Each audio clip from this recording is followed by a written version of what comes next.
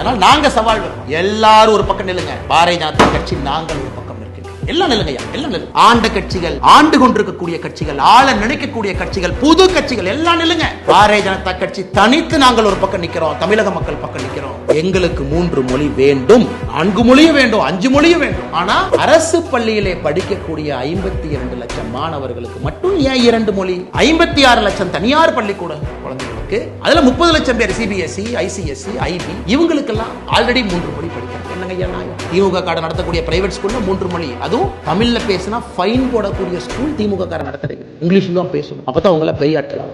முதலமைச்சர் மு க ஸ்டாலின் அவர்களே, எதிர்க்கட்சி தலைவர் அண்ணன் எடப்பாடி பழனிசாமி அவர்களே, அண்ணன் சீமான் அவர்களே, அண்ணன் விஜய் அவர்களே, எல்லா தமிழகத்தினுடைய கட்சி தலைவர்களே, நன்றாக புரிந்து கொள்ளுங்கள். உங்க குழந்தைங்க எங்க படிக்கிறாங்க, உங்க குழந்தைங்க எங்க படிக்கிறாங்க வெள்ளை அறிக்கை கொடுங்க. நாங்க பாரதிய ஜனதா கட்சியில எங்க குழந்தைகள் எங்க படிக்கிறாங்க வெள்ளை அறிக்கை நான் கொடுக்கிறேன். என் குழந்தை 2 மொழி கொள்ளியா, 3 மொழி கொள்ளியா, அரசு பள்ளியா, தனியார் பள்ளியா, ஏன் நான் சொல்றேன் ஐயா, நீங்க சொல்லுங்க. ஸ்டாலின் ஐயா உங்க பேரை எங்க படிக்கிறான்னு சொல்லுங்க. எந்த பள்ளிக்கூடத்துல படிச்சாரு, அவரு எத்தனை மொழி படிச்சாரு, எங்க படிச்சாரு. ஃபுட்பால் விளையாடுற ஒரு யூரோப்பியன் நேஷன் போறாரு, தமிழ் மொழியை வச்சு சமாளிக்க முடியுமா? போதுமா?